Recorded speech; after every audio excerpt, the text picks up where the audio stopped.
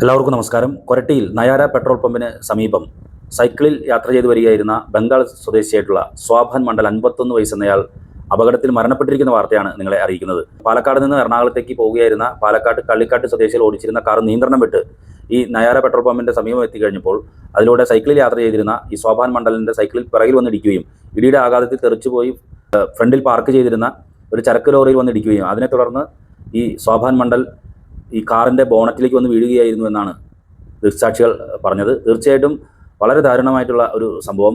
ഇരുചക്ര വാഹനക്കാർ, പ്രത്യേകിച്ച് സൈക്കിൾ യാത്രക്കാർ അപകടത്തിൽപ്പെടുന്ന സംഭവം ഇപ്പോൾ നിത്യേന സംഭവമായിക്കൊണ്ടിരിക്കുന്നു. ഈ കൊരട്ടി പ്രദേശങ്ങളൊക്കെ തന്നെ മാസങ്ങൾക്ക് മുൻപാണ് ഈ റോഡിൻ്റെ അപ്പുറത്തെ വശത്തിൽ നമ്മുടെ ലത്തീംപള്ളിയുടെ നേരെ ഓപ്പോസിറ്റായിട്ട് ഭാഗത്ത് ഒരു കാർ ഓടിച്ചു വരുന്ന സമയത്ത് പെട്ടെന്ന് നിയന്ത്രണം വിട്ട് ഒരു മരത്തിൽ വന്നിടിച്ച അപകടങ്ങളുണ്ടാകുന്നു.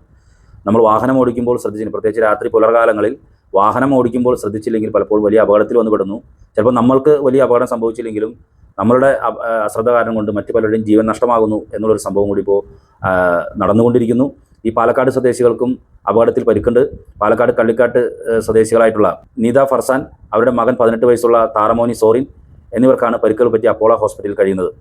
ചാലക്കുടി ഫയർ സ്റ്റേഷനിലെ സീനിയർ ഫയർ റെസ്ക്യൂ ഓഫീസറായിട്ടുള്ള അനിൽ MS നേതൃത്വത്തിൽ അഗ്നിശമന സേനാംഗങ്ങൾ വന്ന് ഈ അപകടത്തിന് ശേഷം അവിടെ ഉണ്ടായിരുന്ന രക്തവും ഓയിലും മറ്റും അവിടെ നീക്കം ചെയ്തു. കൊരട്ടി പോലീസ് എത്തി മറ്റ് നടപടിക്രമങ്ങളിലേക്ക് കടന്നുകൊണ്ടിരിക്കുന്നു.